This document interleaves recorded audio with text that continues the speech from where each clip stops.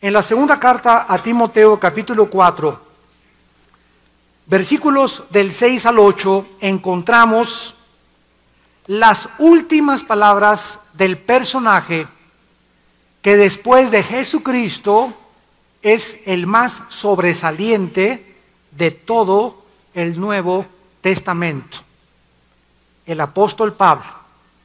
Y cuando leemos la forma en la que él se despide del mundo, podemos nosotros adentrarnos en su corazón de él y entender claramente que Dios nos conceda, como a Pablo, a todos nosotros que estamos estudiando sus palabras, despedirnos cuando Dios nos llame a casa de esta manera.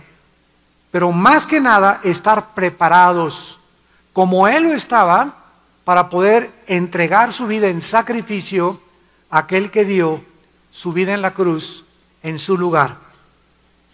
Dice 2 Timoteo 4, del 6 al 8, porque yo ya estoy para ser sacrificado. Y el tiempo de mi partida, vean ustedes cómo le llama él a la muerte, le llama partida. El tiempo de mi partida, o sea, que se va a otro lugar, nos está diciendo, como si fuera de viaje. El tiempo de mi partida está cercano. He peleado la buena batalla. He acabado la carrera. He guardado la fe. Por lo demás, me está guardada la corona de justicia, la cual me dará el Señor juez justo en aquel día. Y no solo a mí, sino también a todos los que aman su venida. Si nosotros comparamos la muerte de los santos de Dios con la muerte de aquellos que odiaron a Dios y que fueron ateos y anticristianos y que persiguieron la Biblia, encontramos un abismo de separación. Por ejemplo, en el siglo XX hubo un filósofo alemán llamado Friedrich Nietzsche. Este hombre escribió un libro, bueno, varios libros, uno fue El Anticristo, otro Así hablaba Zaratustra, pero él se hizo famoso porque a principios del siglo XX su filosofía fue la que influyó el nazismo. Hitler bebió la filosofía y los libros de Nietzsche y llegó a creer lo que Nietzsche decía en sus libros, que se podía crear una superraza. Él llamaba el Superman o el superhombre. Hitler entonces creyó que él pertenecía a ese superhombre y que por lo tanto los alemanes, la raza aria, eran aquellos que deberían de perpetuar la raza humana y habría que eliminar a los judíos, a los negros, a cualquier otra raza del mundo, homosexuales, etcétera, etcétera, y además que podían ellos experimentar con los otros seres humanos que no eran de la raza aria, eran ratones. Y por eso el doctor de Hitler, llamado el doctor Mengele, comenzó a abrirle a las mujeres embarazadas el vientre, comenzaron a hacer experimentos de clonación, comenzaron a hacer experimentos de una especie con otra especie, con animales, etcétera, etcétera. Algo indescriptible. Muy bien, Nietzsche a los 43 años se volvió homosexual. A los 44 años lo internaron en el manicure. A los que allá en Latinoamérica no sepan, manicure es el hospital psiquiátrico. En México le llamamos el manicure, porque te arreglan muy bien las uñas. Y allá fue en el hospital psiquiátrico donde él se aventaba contra las paredes y murió completamente loco. El hombre que había dicho que Dios estaba muerto, moría como un animal, tal vez peor que un animal. Otro hombre famoso del siglo XX, José Stalin, el dictador de Rusia durante la Segunda Guerra Mundial, que se calcula que mató a más de 50 millones de personas, incluyendo a su familia, porque sufría una paranoia tan grande que no confiaba ya ni en su mamá, ni en sus hermanos, ni en sus tíos, ni en su madrina, ni en su compadre. Y los mandó matar a todos, exterminó y purgó a más de 55 millones de de rusos en la Rusia de la Segunda Guerra Mundial. José Stalin, al morir, dice una de sus hijas que se levantaba y levantaba el puño al cielo y gritaba, ¿verdad?, retando a Dios aún antes de morir, y gritaba que sentía que lobos venían a comérselo en el lugar de su agonía. Así es como murió José Stalin. Otro grande, para no ir más lejos, Jean-Paul Sartre, el padre del existencialismo francés, el que dijo que la vida no tiene ningún significado más que el que podamos encontrar, del cual copió Carlos Sagan, el astrónomo ateo que murió hace algunos años. Sartre escribió un libro que se llamó La náusea y otro libro que se llamó El muro. Y él decía, la vida es una náusea.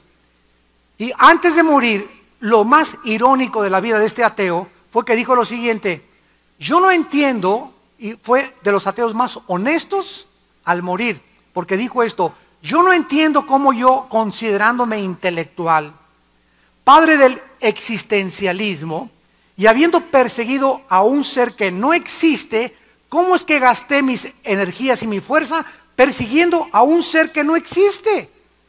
O sea, si no existía, ¿por qué gasté toda mi vida tratando de mostrar que no existía? Es absurda mi vida, y ahora encuentro que he llegado a un muro o a un lugar donde ya no puedo brincar al otro lado. Así fue como Sartre se despidió del mundo. Veamos ahora a un grande apóstol de Dios. Estas últimas palabras del apóstol Pablo no las escribió desde Reino Aventura, ni se encontraba tampoco en Disneylandia, ni en el Hospital Los Ángeles con aire acondicionado y con enfermeras lindas a su alrededor, con pediatras y con ginecólogos y con anestesiólogos y con etcétera, etcétera. Él se encontraba en una prisión fría y oscura en Roma, donde no había camas, no había sillas, no había absolutamente nada, esperando. Todavía es mucho más tensión esperar, sin saber el momento exacto, que en cualquier momento los soldados romanos le abrieran la reja y se lo llevaran a ejecutar. Él sabía que pendía sobre su vida sentencia de muerte, porque ya había sido dictada por el dictador romano y emperador Nerón.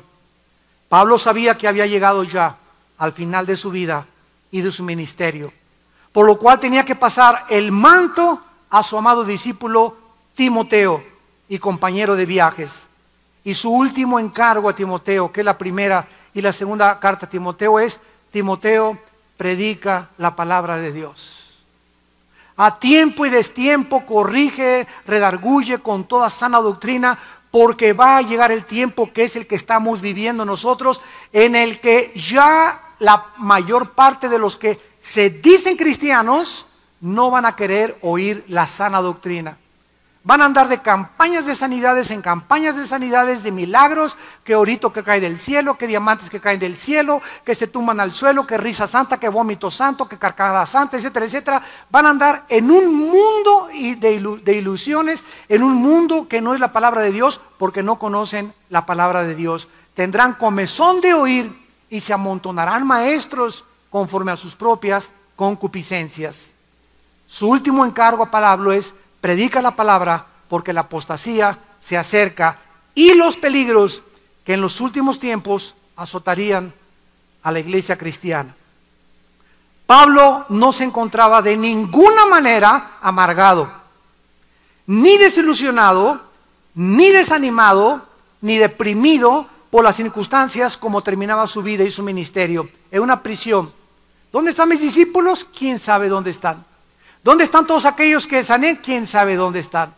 Nadie me manda un fax, nadie me manda un correo electrónico, nadie me manda nada, y nadie me va a visitar, más que vamos a ver a unos pocos amigos que tenía solamente, pero él muere en la más increíble soledad, en la misma soledad que murió Jesús colgado en la cruz, abandonado por todos aquellos por quienes estaba dando su vida. Ahora, ni desanimado ni amargado, terminaba su vida, y al contrario, se encontraba, y es el mensaje que nos está transmitiendo el Espíritu Santo, Pablo se encontraba preparado. Santos de Dios, tenemos que prepararnos para la hora de morir. Prepárate para encontrarte con tu Dios, dice la Biblia. Porque tú puedes, saliendo de esta calle, ahí a la vuelta de la esquina, despedirte de este mundo. O mañana no amaneces, o muchos de ustedes no nos volvemos a ver en 1 o 2 domingos, o muchos de ustedes les quedan 6 meses, pero ninguno de nosotros tenemos la vida contada. Y como no sabemos cuándo hemos de morir, tenemos que estar preparados cada día que nos levantemos de darle gracias a Dios. Y que cuando la muerte nos sorprenda, no nos sorprenda viviendo en pecado. Porque aunque no podemos perder la salvación, vamos a ver lo que sí vamos a perder por toda la eternidad. Veamos pues en primer lugar el versículo 6, su muerte. Dice Pablo, yo ya estoy para ser sacrificado. Esta palabra, sacrificado, es una palabra muy importante que es espendomai en el griego, que significa sacrificio de ofrecimiento de las ofrendas que le traían a Dios. Vamos a traducirlo, ya estoy para ofrendar mi vida. Ya estoy para entregar mi vida. Él la está entregando porque él sabía, Pablo, que cuando Cristo le dijo, le es necesario sufrir mucho por causa de mi nombre, Pablo sabía que cuando el cristiano se enfrenta al mundo y cuando comenzamos a predicar al mundo y comenzamos a predicar la verdad, vamos a desatar la persecución contra nuestra propia vida. Jesús dijo, si el mundo los aborrece, Juan 15, sepan que a mí me aborreció antes. Y a ustedes los persiguen porque ellos no me conocen, porque son del mundo. Así que no te extrañes si tu compadre, algún cuñado tuyo, algún hermano tuyo, inclusive tus propios padres, o vecinos, o familiares, o primos, no te extrañe de ninguna manera si comienza la gente a perseguirte, a criticarte, a burlarse de ti. Ahora ya traes la Biblia, y ahora te dices cristiano, y te dicen el aleluyo, etcétera, etcétera. No te sorprendas, porque forma parte de nuestro entrenamiento. Porque cuando viene la persecución, y yo realmente tengo a Cristo, la voy a aguantar. Sígueme con cuidado. Si tengo al Espíritu Santo, que es un espíritu de temor, voy a aguantar las balas y los misiles y las calumnias y las críticas y las traiciones que me hagan. Pero si yo no tengo a Cristo y solamente me digo de la boca para afuera que soy cristiano, cuando venga la persecución me voy a derretir. Y les voy a decir, no es cierto. Yo voy a la iglesia, pero no cristiano, no, fanático no soy. Yo no he cambiado de religión, No, yo sigo creyendo en aquello. No, échate una copa así como no, me la echo contigo, compadre, no hay ningún problema. Comenzamos a ceder a la presión porque comenzamos a prostituirnos, nos comenzamos a vender, comenzamos a comprometernos con el mundo porque queremos agradar a nuestros amigos y familiares y no queremos agradar a Dios. Y cualquiera que se constituya amigo del mundo, dice Santiago 4:4, se constituye enemigo de Dios. Así que si tú eres cristiano, piensa muy bien antes de regresar a la iglesia. Si tú estás dispuesto a sufrir por Cristo, síguelo siguiendo. Pero si tú crees que puedes ser amigo del mundo, con un pie en el mundo y otro pie de Dios, más vale que reflexiones y analices y te examines si estás en la fe. Porque si eres cristiano, vuelvo a repetir, vas a enfrentar con el Espíritu de Dios la crítica y la burla y vas a aguantar y vas a ser fiel hasta la muerte. La palabra sacrificio, espendomai, que significa ofrecimiento, era la ofrenda de bebida que se ofrecía a Dios. ¿Qué perspectiva tenía Pablo de la vida? Él percibía la muerte como una ofrenda sacrificial a Dios. Cuando una persona en el Antiguo Testamento quería hacer un sacrificio a Dios, tomaba regularmente una copa de vino de aceite y la derramaba simbolizando su vida. O sea, agarraba un vaso de aceite y decía, todo lo que contiene el aceite es mi vida. Y decía esto, mi vida no vale absolutamente nada, la vacío y la tiro y lo que era para mí ganancia lo estimo como basura, para ser llenado por el Espíritu de Dios. Todos mis anhelos, mis perspectivas, mis ambiciones, mis metas, Señor, ya no son nada. Heme aquí tu siervo, tu sierva, hágase de mí según tu voluntad. ¿Quieres que deje la carrera de arquitectura y me vaya de misionero a África, Señor? Haz conmigo según tu voluntad. Yo no escogí nacer, tú me llamaste, tú me has dado esta misión, yo sé que en tu voluntad tengo tu bendición. Señor, ya no quieres que venda pepitas y ahora quieres que venda hamburguesas. Padre, no se haga conmigo tu voluntad. Señor, ¿quieres que siga con este cocodrilo del esposo que está junto a mí? ¿Y quieres que me siga aguantando? No se haga tu voluntad sino mi voluntad, Señor, porque haciendo tu voluntad tengo tu bendición. Cuando uno viene a Cristo, uno viene a rendirse, a derramar nuestra vida. Es lo que se llama, el que quiera salvar su vida, la va a perder. El que quiera mantener en el vaso, no pueden dos cosas llenar el mismo vacío. Es un principio físico. No pueden dos objetos llenar el mismo vacío. Si tú estás lleno de ti y el Espíritu Santo quiere llenar, no puede porque estás tú, tu ego le impide al Espíritu Santo llenarte. Tienes que vaciarte de ti para que el Espíritu Santo llene tu vida. Cualquiera que tenga un odre viejo, no se le puede echar vino nuevo. Se tiene que hacer un odre nuevo para que el vino nuevo no se desperdicie y sea vaciado en el odre nuevo. Este odre es nuestra vida. El Espíritu Santo es el aceite o el vino que entra a nuestra vida para poder llenarnos y ya no vivir nosotros, mas Cristo vive en mí. Muy bien, en otras palabras, Pablo estaba diciendo, estoy ofreciendo mi vida mediante la muerte por el Señor Jesucristo. Mi cuerpo está siendo ofrecido por la predicación, he predicado y ahora he desatado tal persecución en el Imperio Romano que he llegado hasta el mismo emperador de Roma, hasta Nerón, hasta las altas investiduras gubernamentales de Roma.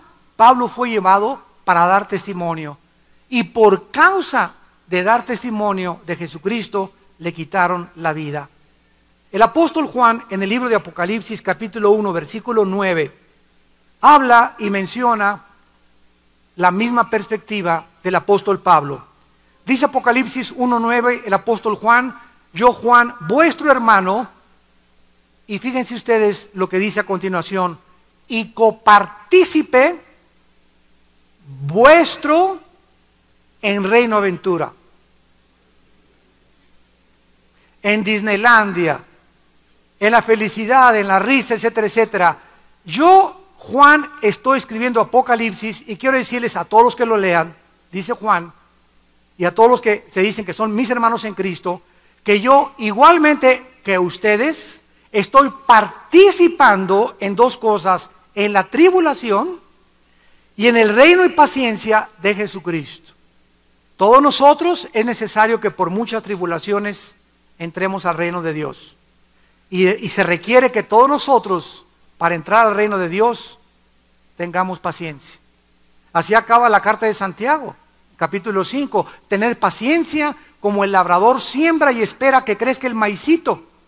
Y pasan 6 meses y tiene que esperar a que crezca el maicito y no puede el labrador decir, y no crece el maíz, y no crece el maíz. Pasa una copa de whisky, vieja, para poder aguantar. A ver, pasa un pedazo de una grapa de cocaína para poder aguantar esta situación, porque ya perdí el trabajo, ya no puedo aguantar. La paciencia es la capacidad que Dios nos da mediante el Espíritu Santo para soportar hasta que Él venga. Para soportar hasta que Él venga. La paciencia, upomón en el griego, es la capacidad de aguantar bajo el peso de una prueba. Y mientras más crezcamos en el Señor, más grande va a crecer nuestra fe. Más grande nuestros enemigos, más grandes demonios nos van a perseguir y los principados y las potestades de Satanás se enfocarán también en tu vida. Antes tenías demonios rasos, soldados rasos, ahora van a estar asusando contra ti gente, coroneles y generales de Satanás, porque has crecido en la fe.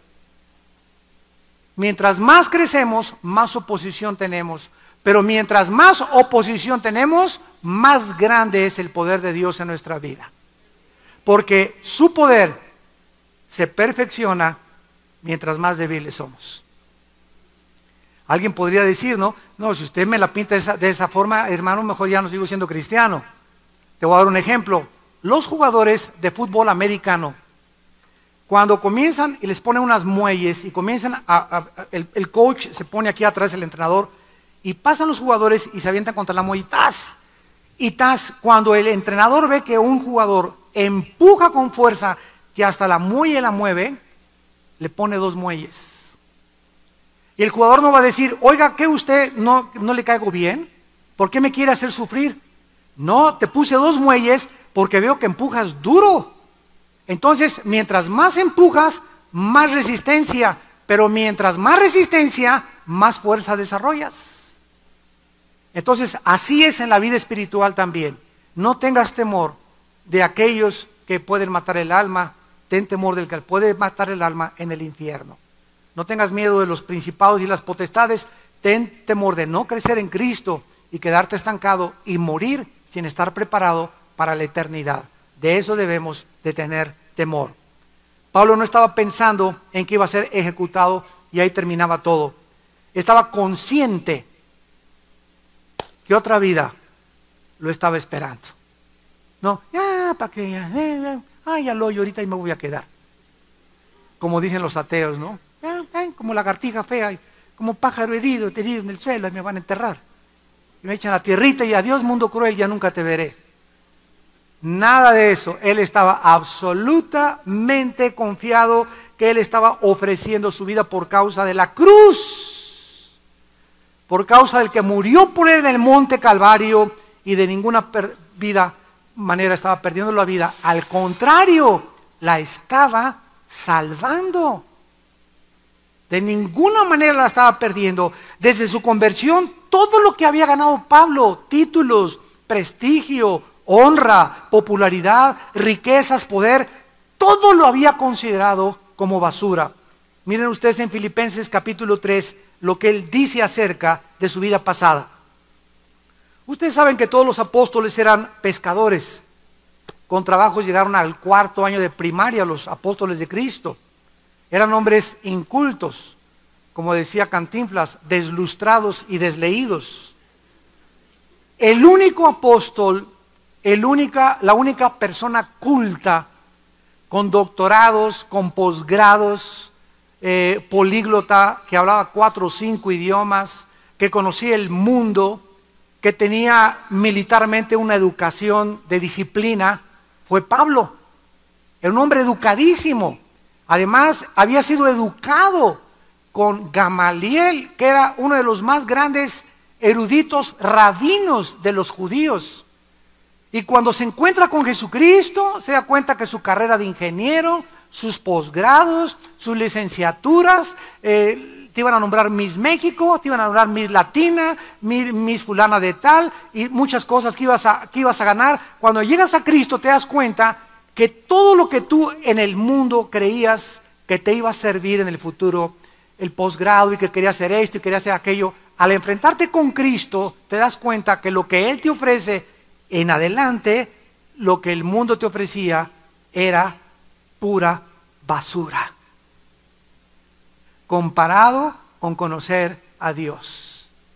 Porque todo lo que el mundo nos ofrece va a ser destruido, eliminado y va a ser cambiado el mundo. Lo único que va a sobrevivir del mundo no son las estatuas, ni las calles con tu nombre, ni tus títulos que tuviste, ni tus doctorados. Lo único que va a sobrevivir son las almas. Son las almas humanas. Y eso es lo que más valor tiene. ¿De qué le sirve al mundo? Dijo Cristo, que ganes el mundo y pierdas tu alma. Sería un pobre negocio y una pobre perspectiva que siguieras pensando de la misma manera. Creer que puede el mundo darte algo mejor que lo que Dios te quiere ofrecer. Sería una pobre manera de seguir viendo en una perspectiva distorsionada.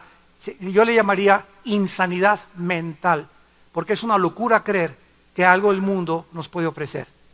Dice Filipenses capítulo 3, versículos del 4 al 8, es Pablo escribiendo: yo también sé de qué confiar, aunque yo tengo también de qué confiar en la carne, Si alguno piensa que tiene que confiar en la carne, yo más, dice Pablo. Escuchen lo que dice Pablo de su vida.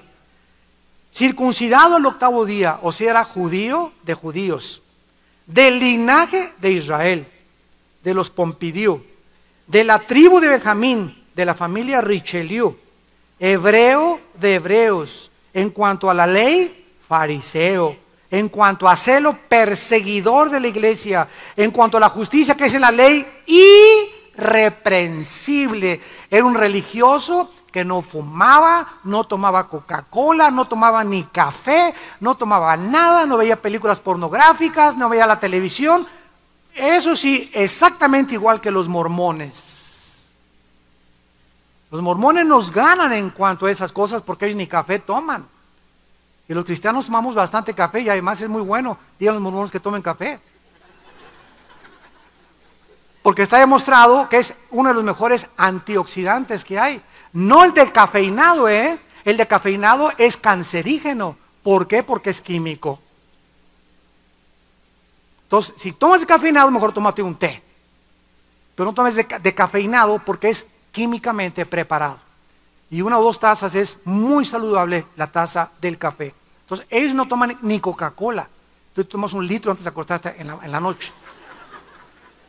Pero gracias a Dios que no es por obras, ¿verdad? Si no, estarían ahí junto a Cristo el día de la eternidad. Muy bien, dice Pablo a continuación, irreprensible, pero cuantas cosas eran para mí ganancia, lo que él consideraba que en la vida futura le iba a servir, las he estimado como pérdida por amor de Cristo. Y ciertamente aún estimo todas las cosas como pérdida por la excelencia del conocimiento de Cristo Jesús mi Señor, por amor del cual lo he perdido todo y lo tengo por basura. Lo tengo por basura por conocer a Cristo, para ganar a Cristo. ¿Qué le pasó a Moisés? Dice Hebreos 11, 24 al 25, que Moisés estaba en el palacio del faraón, hijo de la hija del faraón. Si el faraón se moría, Moisés ocupaba el puesto del faraón. Si Moisés se moría, él subía al trono a ser el emperador de Egipto. Tenía Moisés un closet lleno de puro traje Roberts, puros zapatos Floor Shame. Tenía estacionado un Lamborghini el lunes, un Maserati, un Bentley el miércoles.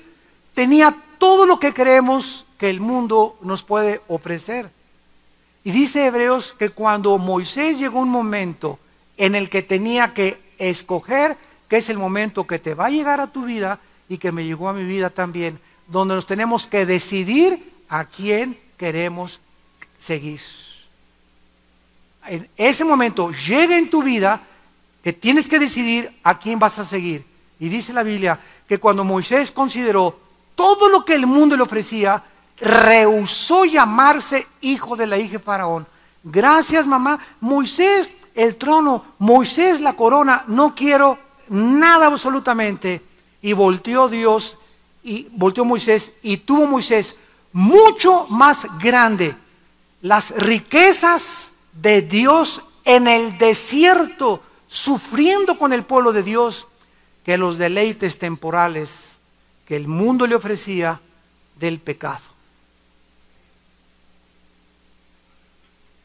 ¿Qué fue lo que el diablo le dijo a Cristo? Oye Jesús, mira Las Vegas, mira mis México, mis Universo, ahí están todas esas chavas, te ofrezco esos cajones llenos de oro, de plata, te ofrezco hacerte esto, te ofrezco títulos, te ofrezco todo. El diablo le dijo a Cristo, te ofrezco, ¿por qué? Porque el mundo está bajo el maligno, dice 1 Juan capítulo 5.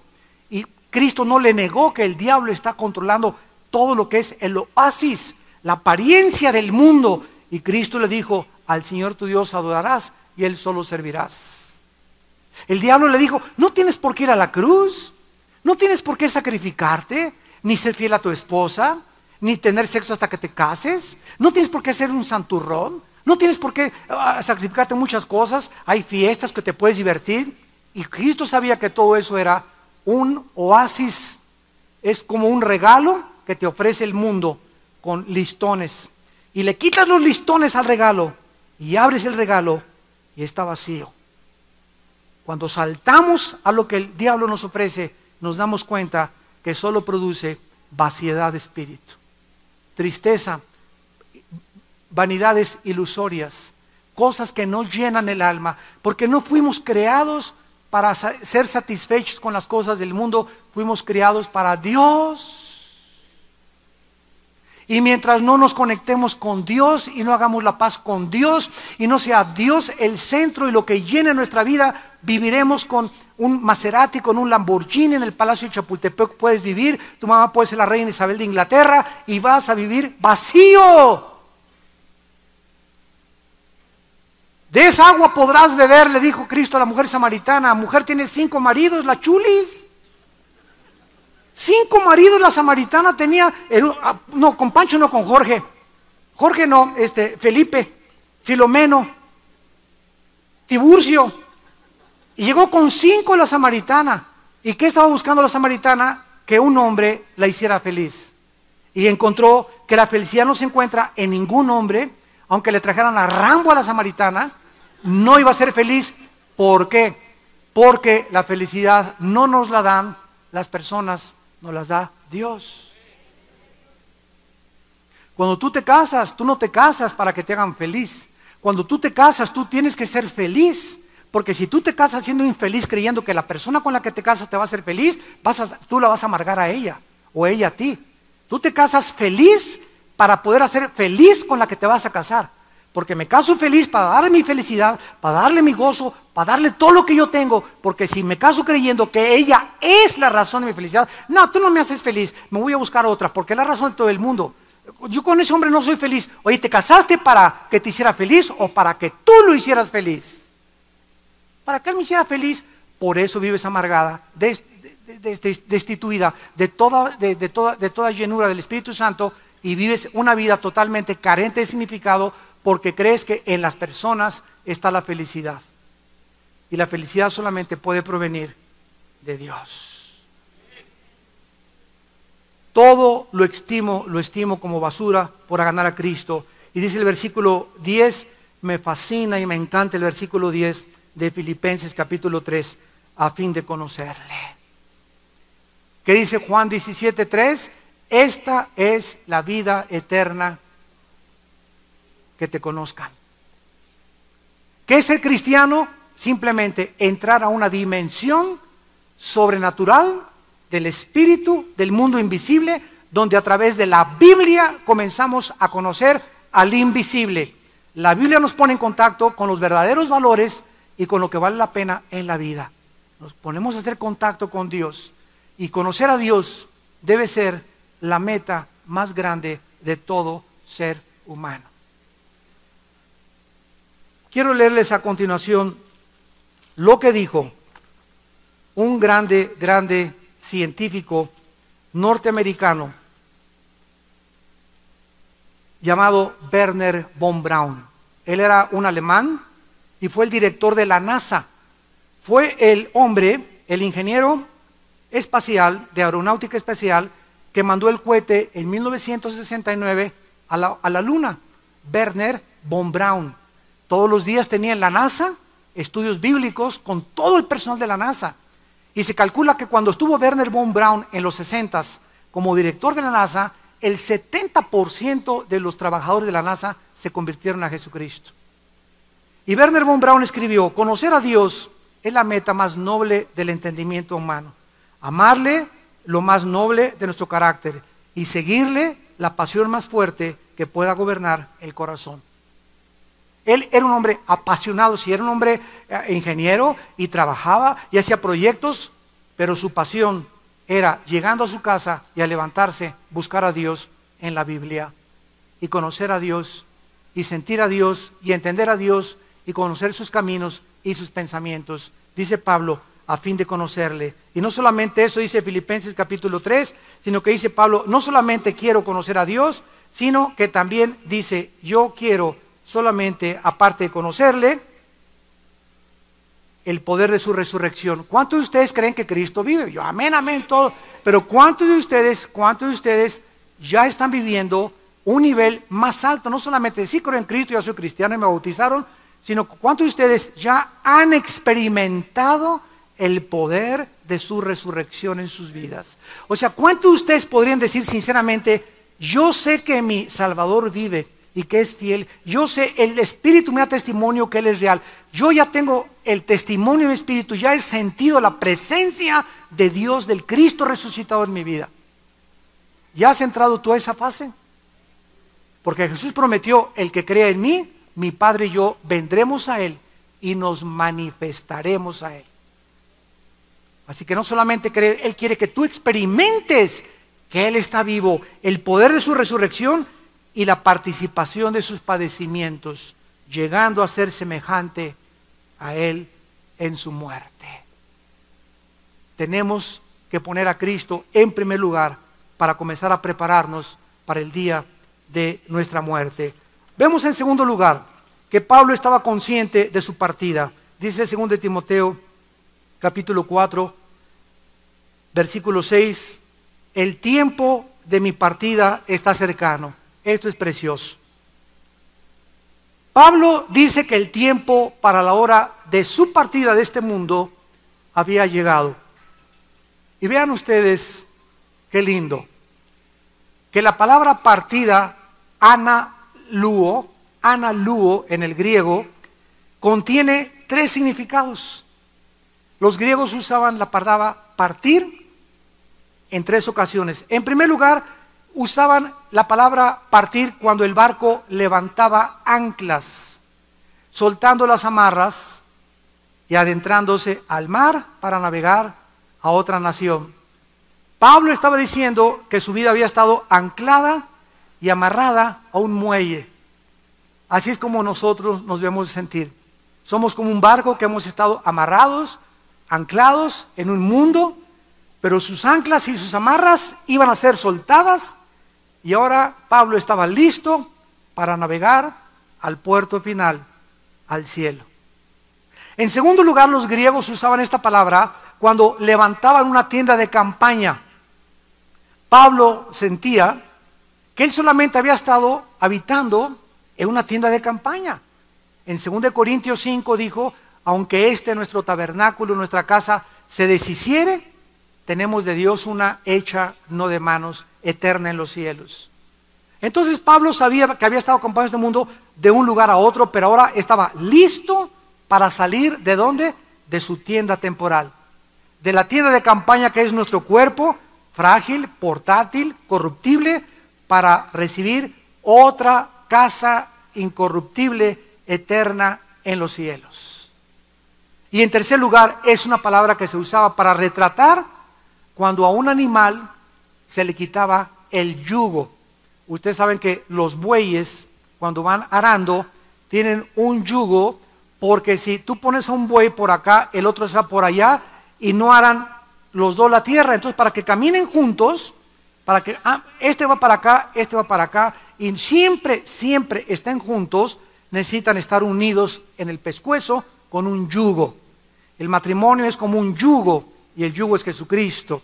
Ya no es lo que yo quiero, ya no es lo que ella quiere, sino que los dos tenemos que estar de acuerdo en conocer al Cristo de la Biblia para poder darle gusto a Él. Ya no son mis intereses, ni tus intereses, mi amor, son los intereses del reino de Dios. Entonces Pablo creía, ¿verdad?, que él había estado trabajando como un buey, aunque no lo era, al moler el grano o arar la tierra. Se sentía como un buey, se sentía como un animal que había estado con un yugo. Y ahora este yugo le era cortado y de sus cargas, de su labor extenuante y duras de esta vida, para ser enteramente libre. Nos sentimos todavía aquí, ¿verdad?, con este yugo y cargados y todos los días y esperando y luchando y sostenidos por el poder de Dios, pero la muerte es como que nos rompen el yugo y ahora sí ya podemos volar como las mariposas cuando abandonan el cocuyo y con las alas en un cuerpo resucitado a la vida que nos está esperando. En otras palabras, nuestra vida es como un barco anclado. Nuestra vida es como una tienda de campaña donde vivimos dentro. Nuestra vida es como un yugo al cual estamos atados mientras vivimos. La muerte para el cristiano es ganancia. Pero eso sí, ¿verdad? Cuando viene la ambulancia, sálvenlo por favor, y pum, pa, pum, pa, pum, pa, y denle choques, y todos hacemos lo imposible porque a una persona se quede en esta vida y siga sufriendo con nosotros. ¿No es verdad? ¿Para qué quieres que se quede? Les voy a decir por qué queremos, porque somos egoístas y estamos acostumbrados a esa persona y sabemos que al separarnos de esa persona va a haber una tristeza y un hueco en nuestra vida y por eso queremos que se quede aquí. Pero si esa persona nos dijera, es que me voy a un mejor país, a un mejor planeta, voy a estar contento y todo, claro que sí, mi vida, es mejor que tú te vayas, yo me aguanto, pero quiero tu felicidad. Que así pensáramos, ¿se imaginan? Y es como las mamás posesivas que tienen hijas, y aquí se me queda mi Blanquita y mi Carmelita, y la señora ya tiene 70 años, pero como ella es la que le plancha, le elige la que la cambia, elige la que la baña, le prohíbe que no salga con nadie, ningún novio es lo suficientemente bueno para su hija, y ahí está la pobre Lupita con su mamá Carmelita, y hasta los 60 años se muere solterona, porque la mamá fue posesiva con ella, nunca le soltó las amarras para que hiciera su felicidad. Eso es egoísmo. Esa mujer no ama a su hija, odia a su hija. Porque el amor todo lo sufre, todo lo soporta y no busca lo suyo. 1 Corintios capítulo 3. Entonces, esta es la razón por la cual nosotros debemos estar contentos de que al morir, ya nuestra prisión es una cárcel donde vivimos, que es el cuerpo, que se está envejeciendo, encaneciendo, deteriorándose celularmente, y a los 70 años ves menos, a los 80 menos, a los 90 ya algunos ya no llegan ni a los 80, etcétera, etcétera. Llegamos de niñitos, nos cambiaban los pañales, nos daban el biberón y regresamos a la vejez donde nos tienen que volver a dar el biberón y cambiar los pañales. Es un ciclo de la vida. Por eso cuidado, cuidado cuando traten ustedes mal a un viejito. No se la van a acabar con Dios. Porque cuando nosotros tratamos mal a las personas de la tercera edad, cuando deberíamos de tratarlas como bebés, como personas a donde vamos nosotros a llegar algún día, escúchame esto, lo que siembras recoges, no te la vas a acabar cuando tengas esa edad. Y vas a ver cómo te van a tratar tus hijos o las personas que te tengan que cuidar. Lo que siembras recoges. Seamos amorosos con los viejitos, cuidemos a los viejitos, seamos corteses con ellos, seamos caballeros, atendámoslo lo más que podamos, sirvamos lo más que podamos, para que nosotros cuando lleguemos a esa edad podamos recoger nuestra cosecha. Dice la Biblia en el versículo 7 de 2 de Timoteo, ahora Pablo comienza a relatar su testimonio. Este glorioso testimonio es de un hombre que se encuentra a las puertas de la muerte. La vida, como Pablo resume, es muy significativa. Y nos trae 3 ilustraciones de la vida cristiana. Un soldado, un atleta y un administrador. En primer lugar, como soldado, Pablo comparó su vida como una batalla, como una guerra en la que todos los cristianos estamos involucrados. He peleado y vean cómo le llama a la batalla buena. No es una mala guerra la que estamos librando, es una buena batalla, porque es la batalla para la libertad de las almas humanas. Todo lo que hacemos es ¿para qué? Para que mi esposa se convierta, para que mi abuelo se convierta, para que nuestros vecinos se conviertan, para que el mundo conozca a Dios. Lo que sufrimos es para que las almas se salven. Invertimos en el reino de Dios para que las almas se salven. Invertimos en misioneros para que las almas se salven. Todo es con el propósito de salvar almas. Y se requiere disciplina para ganar almas, porque un soldado requiere disciplina. Pablo respondió fielmente a las órdenes de su comandante en jefe, Jesucristo, y le sirvió voluntariamente. En primer lugar, Pablo se separó del mundo dedicado a la misión como soldado de la cruz. Dijo en Hechos 20:24, de ninguna cosa hago caso, ni estimo ya preciosa mi vida para mí mismo, con tal de acabar el llamado que Dios me ha hecho de predicar el evangelio de la gracia de Dios. Tenemos que llegar a ese punto donde no debemos de considerarnos, ay, que no me sentaron hasta adelante, no me reconocen mi voz, no me han hecho pastor, no me dan el aplauso que necesito. Tenemos que comenzar a morir a nosotros mismos, a crecer en humildad y no esperar absolutamente nada más que del cielo. Porque Dios es el que humilla a los que son soberbios, y Dios es el que levanta a los que no buscan nada del mundo. Sufrió ataques, heridas, emboscadas, traiciones y fuego continuo. Ahora que llegué a Colombia, hace un mes, estuve en Bogotá. Me invitó un grupo de más de 900 iglesias de Colombia para predicarles 2 días a los pastores. Y me decían los hermanos de Colombia lo siguiente: hermano, antes de que usted fuera invitado, habíamos invitado a un predicador muy famoso en el mundo. ¿Y qué pasó? ¿Por qué no lo invitaron? ¿Por qué invitaron a mí? Y me contestaron: porque este hermano nos pidió $25,000 de adelanto. Nos pidió que lo recibiéramos en helicóptero en el aeropuerto, que lo transportáramos en helicóptero a su hotel, que de desayunar quería queso cottage con uvas y con papaya, que tenía puras botellas que fueran Evian, no las que hacemos en Colombia, tenía que ser Evian, y si no hay, que las fuéramos a conseguir.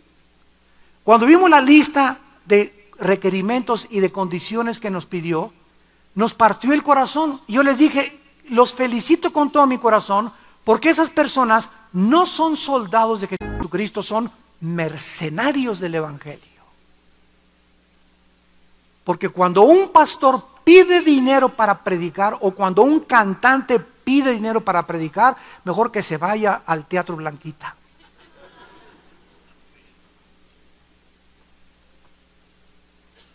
Cuando ellos me hablaron por teléfono y me dijeron eso, y me dijeron cuáles son sus requerimientos, hermano Alducin, les dije: miren, primero voy a orar, quiero saber si mi Señor es el que me está llevando a ustedes. Denme 4 o 5 días para orar, meditar en la palabra, estar con el Señor, y Él me va a confirmar. Número 2, si Dios me confirma que yo voy con ustedes, y me quieren dar el boleto de avión, ¿verdad? Y la comida se los voy a agradecer allá. Si quieren hospedarme en un hotel de 1 estrella o de 5 estrellas, no me interesa.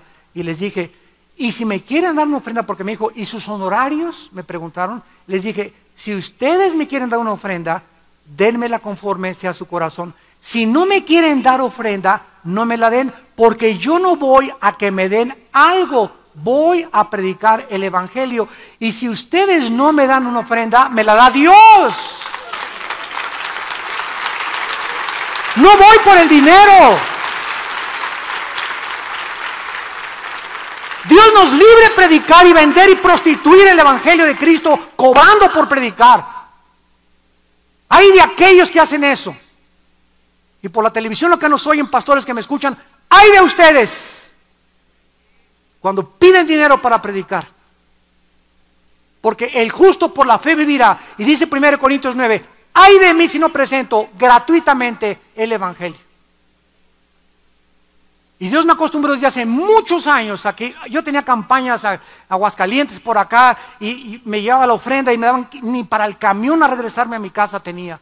Y me enseñó el Señor a no amargarme, a bendecir a los hermanos, que Dios los bendiga. Y a los 3 o 4 días llegaba alguien con un cheque para darme lo que no me habían dado. Ese es Dios. Él es el que nos sostiene, no los hombres.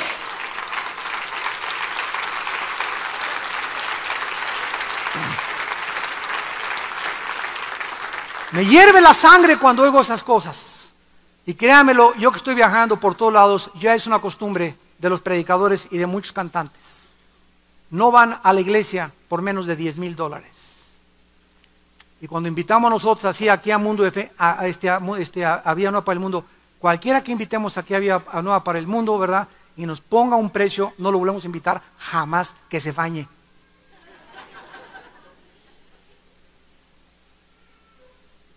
En segundo lugar dice Pablo que no solamente se comparó a un soldado, sino como un atleta. Dice, he acabado la carrera. Corrió como si fuera un atleta la vida cristiana. Un atleta necesita disciplina. Disciplina en todos los hábitos de su vida. Necesitamos tener disciplina para comer, para dormir, para beber, para orar, para estudiar, para la sexualidad. Para todas las áreas de la vida necesitamos disciplinados, necesitamos ser soldados disciplinados, atletas disciplinados. Ahora me partió el corazón escuchar que acaba el comité de fútbol de sancionar a muchos jugadores de nuestra selección, porque después del partido con Colombia tuvieron una orgía con prostitutas, siendo casados la mayoría de ellos. Recuerdo cuando vino la Copa en Sudáfrica, que el entrenador de la selección de Brasil se enteró que Ronaldinho, que jugaba para el Barcelona, una estrella brasileña del fútbol soccer, se había pasado de farra toda la noche, y el entrenador le dijo: eres una estrella, eres uno de los mejores jugadores del mundo, pero tú no juegas en el Mundial en Sudáfrica. Y lo sancionó y no jugó con Brasil en Sudáfrica. ¿Por qué? Porque son entrenadores que son militares.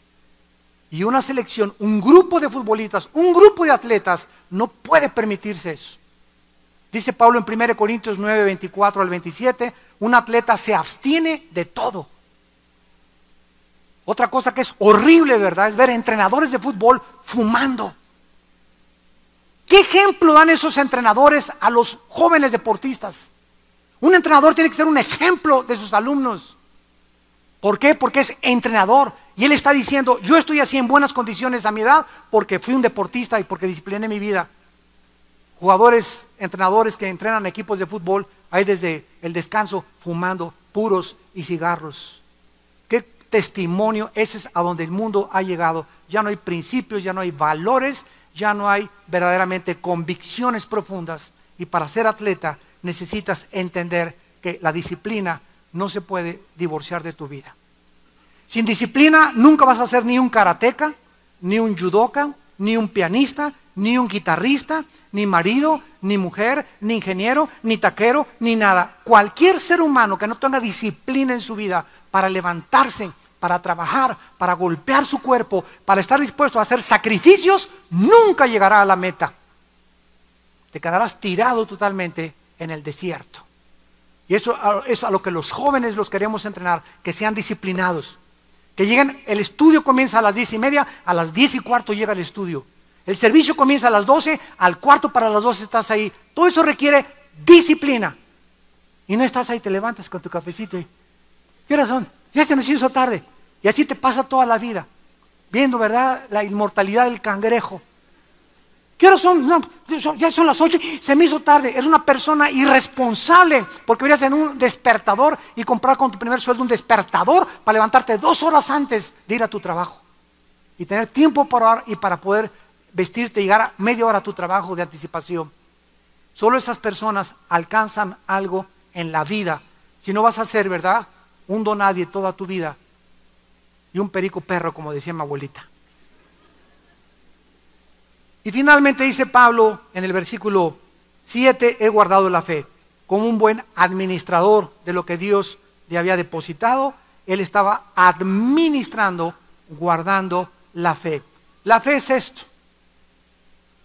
La palabra de Dios que nos dice: Armando, te doy esto. Es un tesoro. Y vas a pasar por un mundo que te la van a querer arrebatar y sacar. Y la vas a tener que, aun con tu propia vida, a luchar, porque el propósito del mundo y del diablo es, con tus amigos y con todos, sacarte esto de tu vida, sacarte la palabra de Dios, la fe. Y tú eres mi administrador y el que la vas a guardar a costa de tu propia vida. ¿Así defiendes tú la palabra de Dios? O ya llegaron y, no es cierto, yo no, ahí está. Yo ahora que estoy viajando continuamente en avión, estamos ahí a 33,000, estamos a 30 kilómetros de altura sobre el nivel del mar, y uno así, pero con el Playboy abierto, así, pero sin ningún descaro, así hasta lo levanta así. Y hay cristianos que van en el avión y al mundo no le da vergüenza, las vulgaridades públicas hacen en la televisión, en todos lados, ya no les da vergüenza, y a nosotros nos da vergüenza decirnos que somos hijos de Dios. ¿Te da vergüenza llegar a tu trabajo con tu Biblia en la mano y no con el Playboy o con el periódico de anoche, de hoy en la mañana o de anoche, con las noticias? Pero sí te da vergüenza llegar con la Biblia. Qué increíble que perdamos ese espíritu de valor que Dios nos quiere dar y que tenemos que tener todos los días de defender nuestra fe. ¿Cómo nos vamos a...? Me subo al avión y así la abro y le hago así en el avión a la Biblia.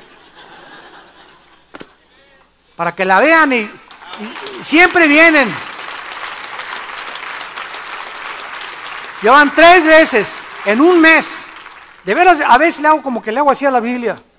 Ya por lo menos 4 o 5 personas en el avión se dieron cuenta que es la Biblia, porque ese, ¿verdad? No se puede confundir con ningún otro libro. Y siempre se acercan personas, usted es cristiano, ¿verdad? Y inmediatamente localiza a los cristianos.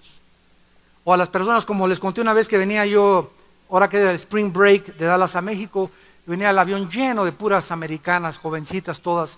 Y me siento en la mera orilla y estaban 2 americanas como de 18, 20 años de edad.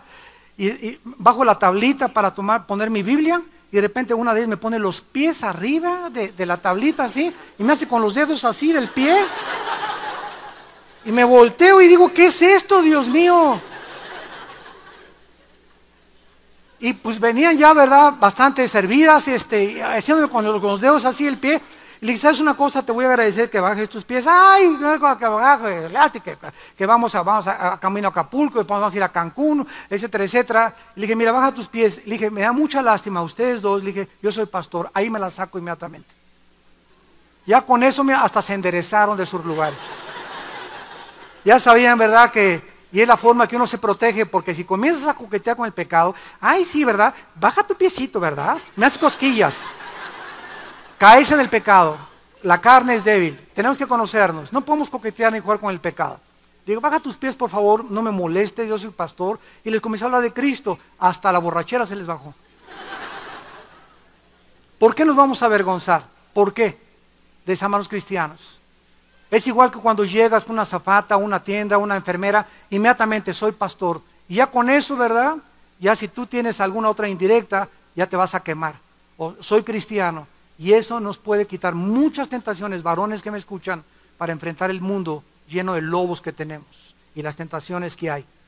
Pensemos un momento todos los sufrimientos que Pablo experimentó, las pruebas, las tentaciones, los tiempos que se pudo haber amargado, se pudo haber desanimado, se pudo haber dado por vencido, pero nunca lo hizo. Y ese es el secreto de la vida, no amargarte. Un amargado ya no entra a la tierra de Canaán. Y miren que sobran las ocasiones para amargarnos, porque sobra la gente que nos va a lastimar. Sobran, te van a calumniar, te van a mentir, te van a traicionar, te van a robar, van a decir cosas, te van a quitar a tu esposa, te van a quitar a tu esposo, te van a hacer esto, te van a hacer aquello. Sobran las ocasiones para amargarnos y el secreto está a nadie pagarle mal por mal. Yo le decía hace un momento al pastor César que estábamos platicando, ¿sabes qué, César? Yo hace muchos años, Dios me mostró esto, que cada vez que veo un pastor que me cae gordo, oro por él. O cada vez que me encuentro con una persona que no tengo química con ella y que tengo la necesidad de verla, en lugar de que ya no lo veo, comienzo a orar por esa persona y a los 3 o 4 días sale de nosotros esa antipatía y esa amargura que teníamos contra esa persona. Comienzo a bendecirlo, Señor, prospera su ministerio, prospéralo él también, bendice a su familia y me siento libre, porque yo sé que si me amargo contra alguien, no llego a la meta. Y Pablo dice en el versículo 8 para terminar, ahora estoy totalmente consciente que me está guardado la corona de justicia, la cual me dará el Señor juez justo en aquel día, y no solo a mí, sino a todos los que aman su venida. Todo lo que hagamos en esta vida, para terminar, estará contado por las computadoras de Dios para que en la otra vida, cuando pasemos el túnel a la otra vida, el puesto que Dios me tenga a mí para gobernar el universo, el puesto donde te va a colocar Dios a ti de autoridad, porque todos los cristianos estamos llamados a gobernar junto con Cristo el universo. Los mismos ángeles van a estar debajo de nosotros. Fuimos hechos mayores que los ángeles en la venida de Cristo. Y todo estará en proporción con tu fidelidad.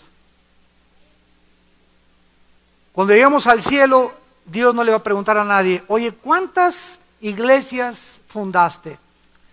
Bueno, pues le di cobertura a 5,000 iglesias. ¿Cuántos doctorados obtuviste? ¿Cuántos asilos para ancianos hiciste?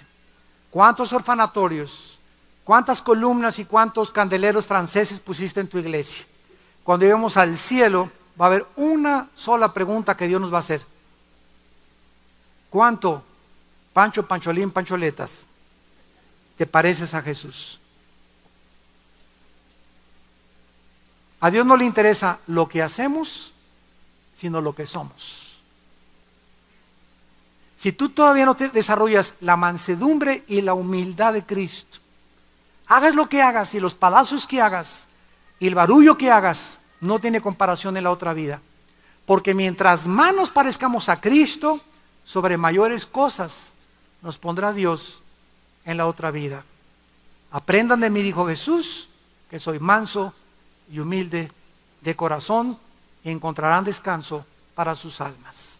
Gracias por tu palabra, Señor, en esta tarde.